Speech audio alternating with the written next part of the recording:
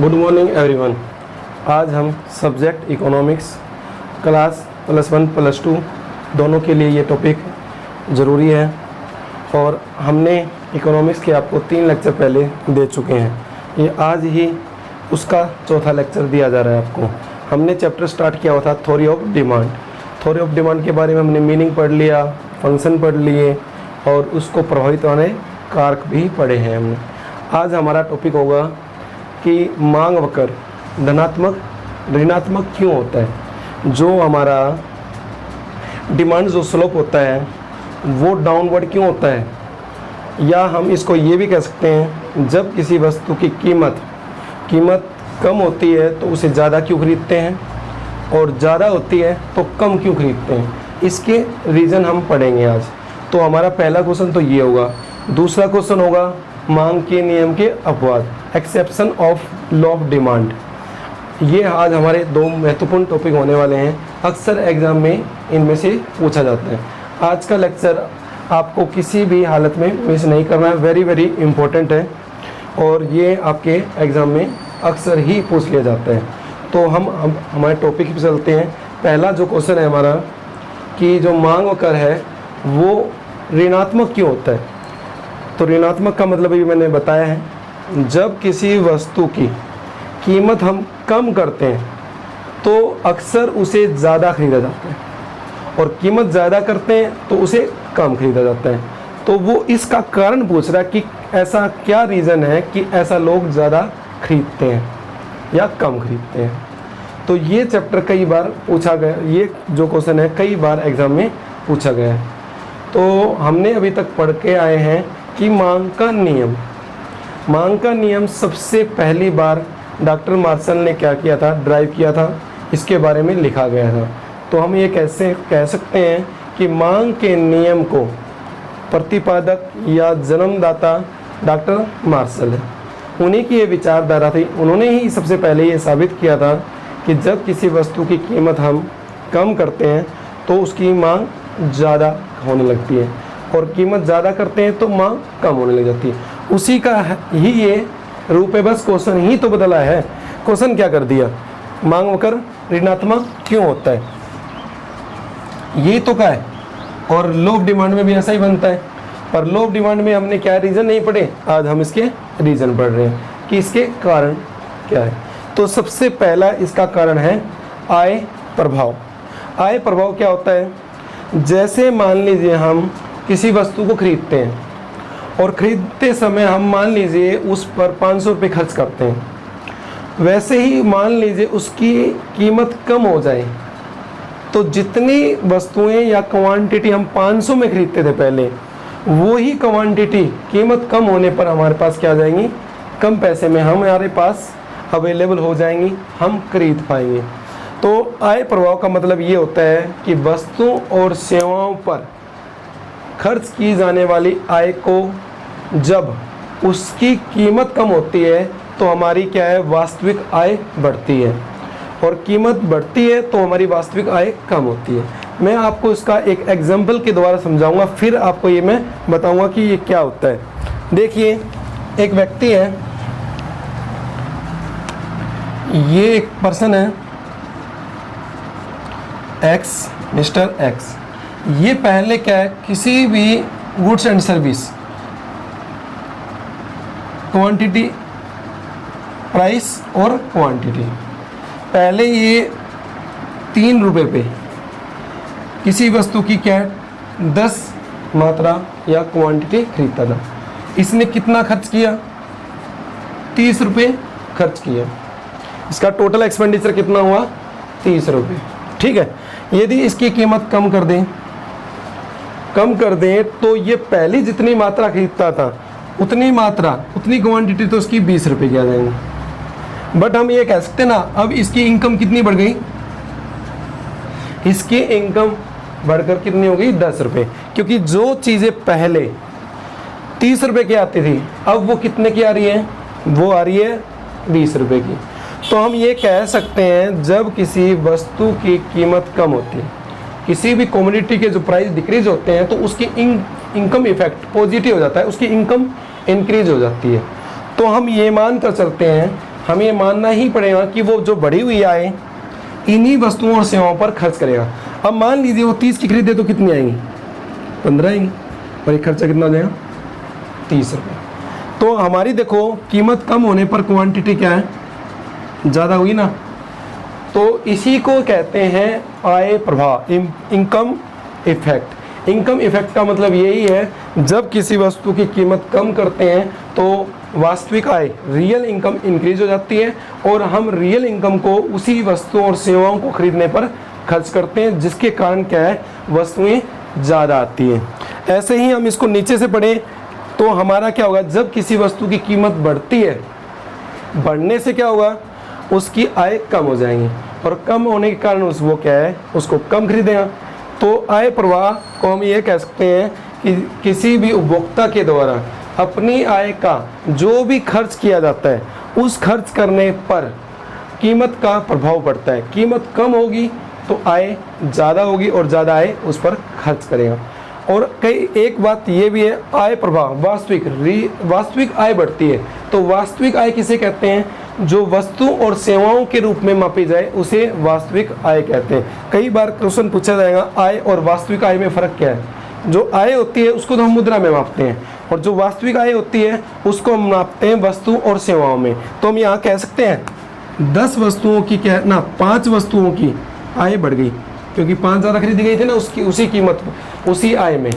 तो ये समझ में आ गया होगा कि हम ये कह सकते हैं कि कीमत कम करने से उसकी आय बढ़ती है और आय बढ़ती है तो वो उस बढ़ी हुई आय को उन्हीं वस्तुओं पर खर्च करता है, जिसके कारण वो उस वस्तुओं को ज़्यादा खरीद पाता है। पहला कारण।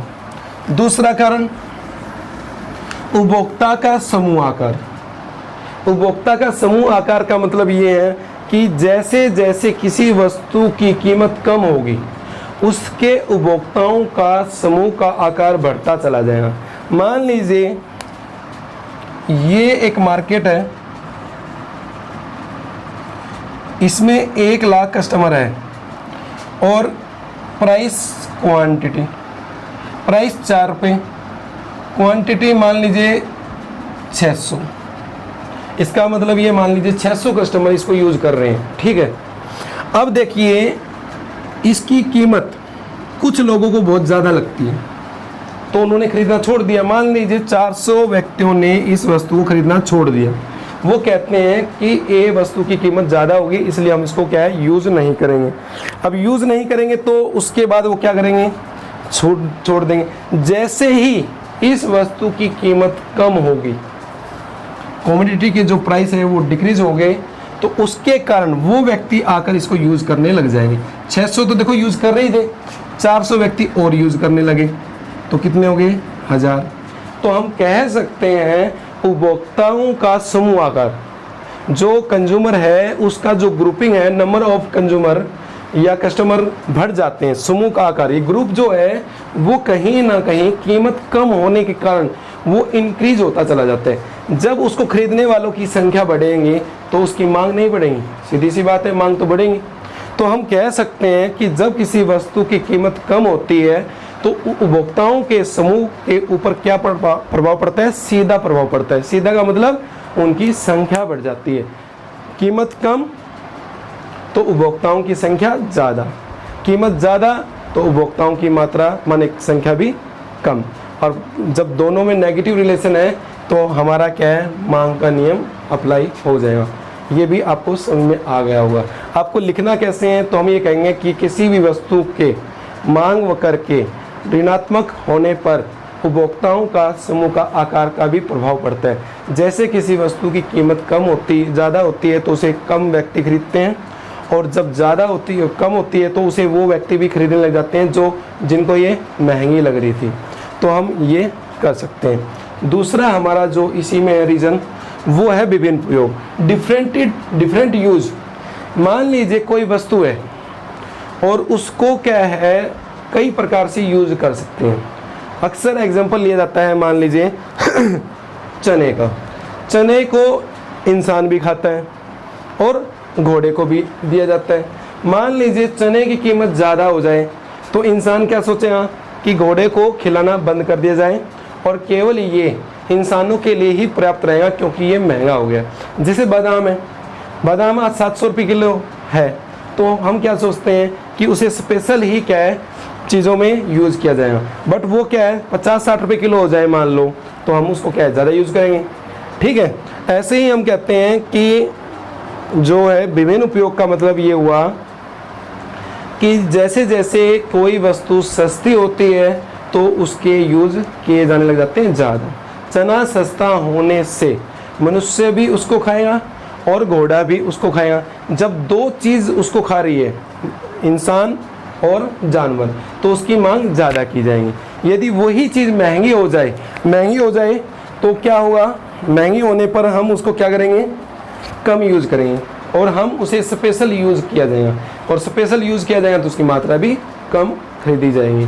तो हम कह सकते हैं उसके विभिन्न उपयोग भी इस वस्तु की मांग को क्या है ऐसे प्रभावित करते हैं। सस्ती वस्तु तो उपयोग ज़्यादा तो मांग ज़्यादा।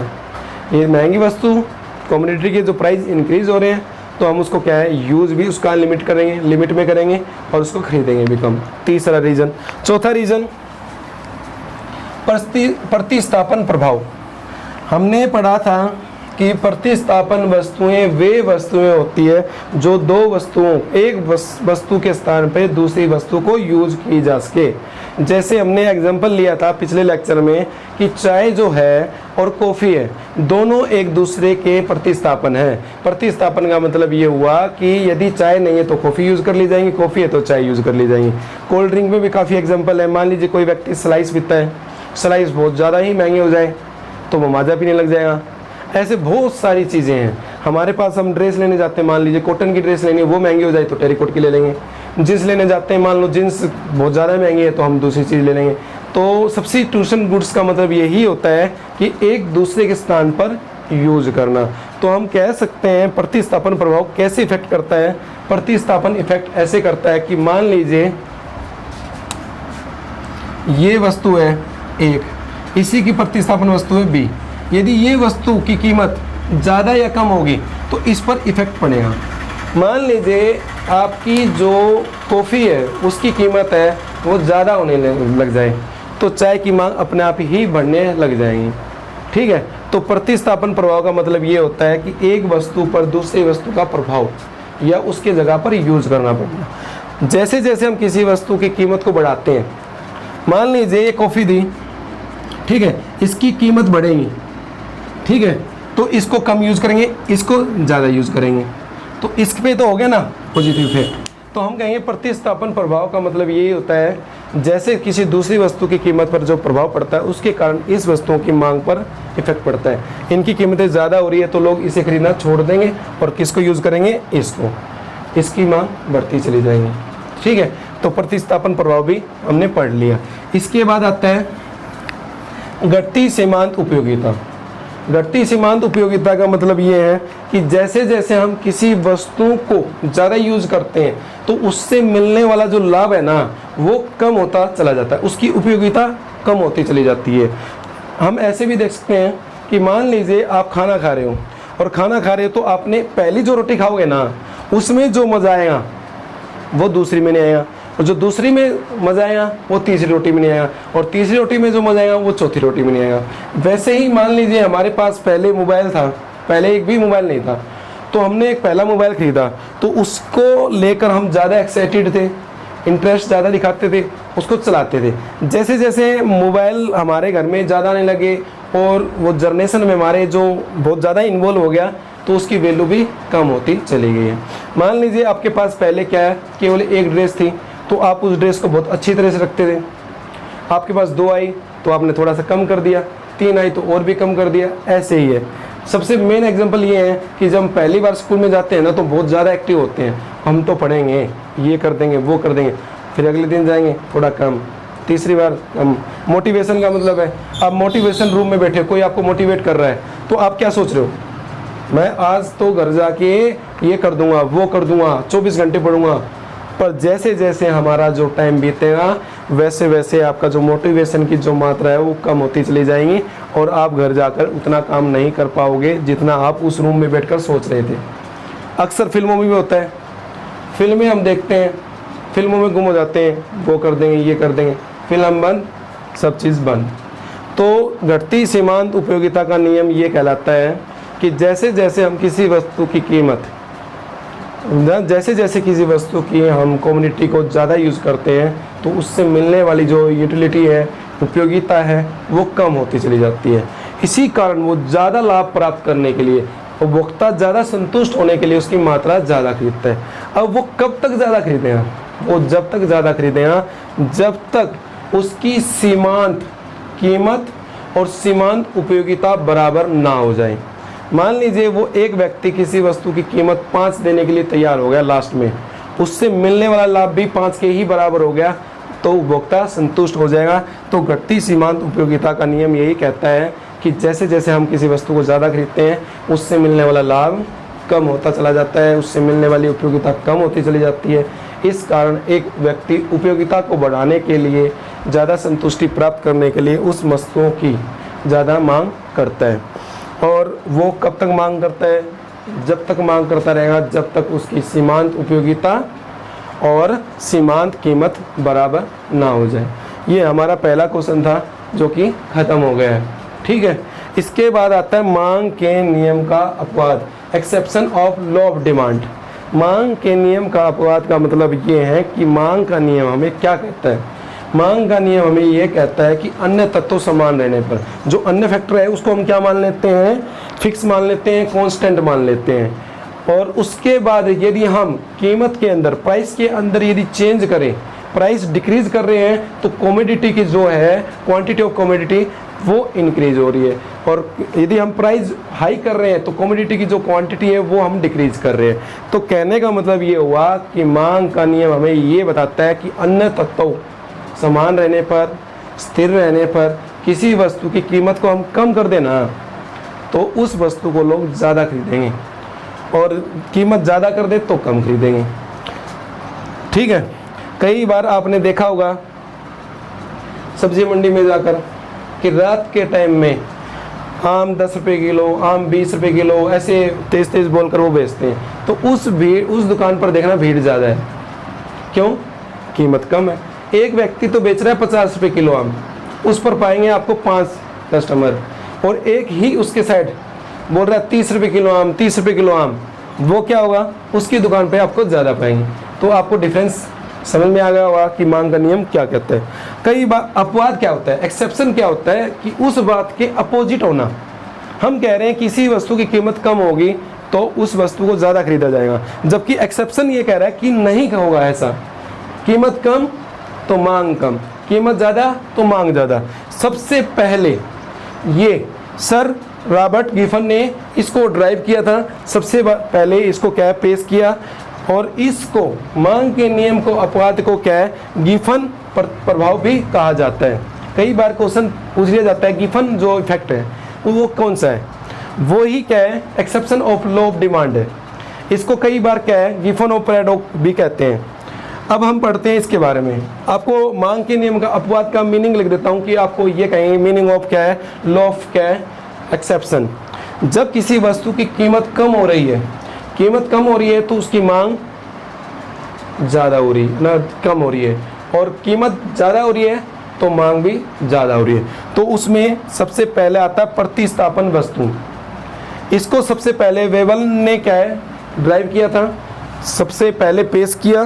प्रतिस्थापन, प्रतिष्ठा सूचक वस्तु जो हमारे को रिप्रेजेंट करती है, वो वस्तुएं प्रतिस्थापन वस्तुएं होती है जो समाज में उच्च कोटि का स्थान रखती है, उच्च स्थान रखती है।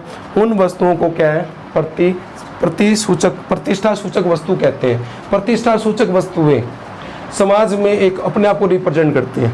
मान लीजिए कोई बहुत बड़ा सुपरस्टार है, यदि वो नॉर्मल ड्रेस पहनेगा तो उसे कोई भी क्या है महत्व नहीं देगा, उसे क्या है कॉस्टली कपड़े पहनने पड़ेंगे। जब भी एक्टर, तो जब भी आपने देखा हुआ इस हीरो ने अपनी शादी में 2 करोड़ का ये पहना, 3 करोड़ का ये पहना, ये 50 करोड़ की गाड़ी लेके घूम रहा है। क्यों? क्योंकि वो उनको रिप्रेजेंट करती है, एक सोसाइटी को क्या रिप्रेजेंट करती है। हालांकि कपड़े की क्वालिटी है वो सेम रहती है, थोड़ा बहुत चेंज होता है, बट उसकी कीमत ज़्यादा होती है। यदि वो मान लीजिए शाहरुख खान है, 500-700 की मान लो शर्ट पहन के घूमेगा तो उसको कौन पूछेगा? वो ही शर्ट बड़े बड़े क्या है शोरूम में लाकर क्या है 5,000 की, 20,000 की, 30,000 की, जब हम उसको पूछते हैं कि ये कितने की, मान लीजिए तो हो गए 50 लाख की ये शर्ट है, तो हम उसको क्या है स्पेशल महत्व देते हैं। ऐसी वस्तुएं जो समाज में क्या है एक मान सम्मान के योग्य मानी जाती है और लोग उसे क्या समझते हैं एक रिप्रेजेंट वैल्यू मानते हैं। जैसे आपने गोल्ड देखा होगा, डायमंड देखा होंगे, ये जितने महंगे होंगे उतने ही ज़्यादा खरीदे जाएंगे और जितने ही सस्ते होंगे उतने ही कम खरीदे जाएंगे। तो हम कह सकते हैं कुछ वस्तुएं ऐसी होती है जो समाज में प्रतिष्ठा सूचक होती है, इनकी मांग जभी ज़्यादा होगी जब इनकी मांग न कीमत ज़्यादा होगी। इसके बाद अज्ञानता। अज्ञानता का मतलब है इग्नोरेंस। अज्ञानता का मतलब है उसको उस चीज़ों के बारे में ज्ञान नहीं है। कई बार वस्तुएं की कीमत कम हो जाती है। क्यों? मान लीजिए पहले कोई कंपनी है, नई नई कंपनी आई थी, वो बना रही थी 1000 क्वांटिटी यूनिट, वो पर यूनिट क्या है पड़ रही थी 500। इसको कितने का बेच रहे थे हम? सेलिंग जो प्राइस है वो रखा हमने 600। जैसे जैसे कस्टमर की ये पसंद आने लगी तो हमने इसका क्या है प्रोडक्शन का स्केल इंक्रीज कर दिया। वहीं से हमने क्या किया, इसको 10,000 की बजाय 1 लाख यूनिट बनाने लगे। अब ये यूनिट 1 लाख बनेंगी तो क्या ये सस्ती नहीं बनी? सस्ती बनी, ये 350 रुपये की बनी, तो बिकेंगे भी कितने की? मान लो 500 की। देखो मार्जिन तो पहले 100 था, अब 150 है इसमें। अब कुछ लोग ये सोचते हैं कि जब वस्तुएं सस्ती होती है तो वो खराब होती है, ऐसा नहीं होता। तो हम कह सकते हैं अज्ञानता के कारण कुछ व्यक्ति के दिमाग में ये क्या है बात आ जाती है, जब वस्तु की कीमत कम होती है तो वो क्या होती है खराब होती है। ऐसा नहीं है। हम आगे बहुत बड़े लेवल पर जब इसको स्टडी करते हैं तो कहीं ना कहीं रॉ मटेरियल का आपके लिए आपके स्केल का, प्रोडक्शन स्केल का इफेक्ट पड़ता है, ठीक है। और इस कारण भी लोग क्या है कीमत ज़्यादा होने के कारण ज़्यादा खरीदते हैं, कम होने के कारण कम खरीदते हैं। आपने देखा होगा सिंपली अनार वगैरह है, फ्रूट्स वगैरह है, ये जब सीज़न में आते हैं तो सस्ते हो जाते हैं और इनका जब सीज़न नहीं होता है तो महंगे होते हैं। तो हमारे दिमाग में ये बात आने लग जाए कि भाई इसका तो ये तो 50 रुपये किलो थे पहले चीज़, अब ये 30 रुपये किलो तो खराब। ऐसा नहीं है, उसका देखो प्रोडक्शन बढ़ गया ना, प्रोडक्शन बढ़ता है तो उसकी क्या होती है कॉस्ट भी कम होती है। पर कुछ व्यक्ति के दिमाग में ये क्या है एक विचार बना लेते हैं और एक विचारधारा बन जाती है कि सस्ती वस्तुएं खराब वस्तुएं होती है। पहले ये 500 की आती थी, अब 400 की क्यों दे रहा है, वो इस चक्कर में आके उसको खरीदना छोड़ देते हैं। इसके बाद है सबसे ज़्यादा important Giffen goods. Giffen goods की क्या है दो विशेषताएं। गिफन गुड्स किसको कहते हैं? पहली बात, ऐसी निम्न वस्तुएं या घटिया प्रकार की वस्तुएं जिनकी कीमत कम खरीद कर दी जाए तो उसे लोग क्या है ज़्यादा उपभोग क्या है ज़्यादा करते हैं, ठीक है ना। उपभोग कम करेंगे, जिसका कीमत कम तो उपभोग भी कम, कीमत ज़्यादा तो उपभोग भी ज़्यादा। अब उपभोग ज़्यादा है तो उसको खरीदी भी ज़्यादा जाएंगे। ऐसा क्यों? सबसे पहले देखो इस नियम को ड्राइव भी क्या है गिफन ने ही किया था, सर रॉबर्ट गिफन ने 19वीं सदी में जब एक महामारी आई जिसके कारण लोगों की क्रय शक्ति कम हो गई। क्रय शक्ति क्या होती है? परचेजिंग पावर होती है, गुड्स एंड सर्विस पे किए जाने वाले अमाउंट को परचेजिंग पावर कहते हैं। वो परचेजिंग पावर कम हो गई, लोगों के पास क्या पैसे नहीं बचे अच्छी वस्तु खरीदने के लिए। उन्होंने क्या है ब्रेड को ही ज़्यादा खरीदा। ये एग्जाम्पल ब्रेड से ही क्या है ड्राइव किया गया है, सबसे पहले ब्रेड का ही एग्जाम्पल दिया गया था। कोई दो व्यक्ति थे, पहले एक व्यक्ति महंगी वस्तु भी खाता था और ब्रेड भी खाता था। जैसे ही मान लीजिए क्या है जब महामारी आई उसके कारण उसकी परचेजिंग पावर कम हो गई और परचेजिंग पावर कम होने के कारण क्या है उसने जो अच्छी वस्तुएं खरीदना छोड़ दी और ब्रेड की ही मांग करना स्टार्ट कर दी। अब इसके बारे में पढ़ते क्या है, इसका जो आय प्रभाव है ना वो कैसा होता है? वो होता है धनात्मक। धनात्मक का मतलब पॉजिटिव। इनकम ज़्यादा तो उसको क्या है कम खरीदेगा ना, नहीं ये हो गया हमारा ऋणात्मक होगा, ठीक है। नेगेटिव, जब किसी व्यक्ति की इनकम ज़्यादा होती है तो उस वस्तु को क्या खरीदेगा वो कम, सीधी सी बात है घटिया वस्तु को कम खरीदेगा। और जब इनकम उसकी कम होगी तो ज़्यादा खरीदेगा और ज़्यादा होगी तो कम खरीदेगा। प्लस कीमत प्रभाव धनात्मक, पॉजिटिव। पॉजिटिव कैसे? कीमत ज़्यादा तो खरीदेगा भी ज़्यादा, कीमत कम खरीदेगा भी कम। अभी बताया था ना, ब्रेड की कीमत ज़्यादा होने पर भी वो व्यक्ति ज़्यादा खरीदने लग गया था। तो आज के लिए हमारे पास इतना ही है, हम इसी को करेंगे। और जो गिफन के लिए गिफन गुड्स है उसके बारे में आपको पूरी डिटेल दी जाएंगी और अलग से इसका एक लेक्चर बनाया जाएगा। और आज के लिए आपके लिए इतना ही है और आप इसको अच्छी तरह से पढ़ो। अक्सर एग्ज़ाम में इन 2 क्वेश्चनों में से अक्सर पूछ लिया जाता है, तो आपके लिए ये आज के लिए लेक्चर बेस्ट है और आप इसको अच्छी तरह से देखो।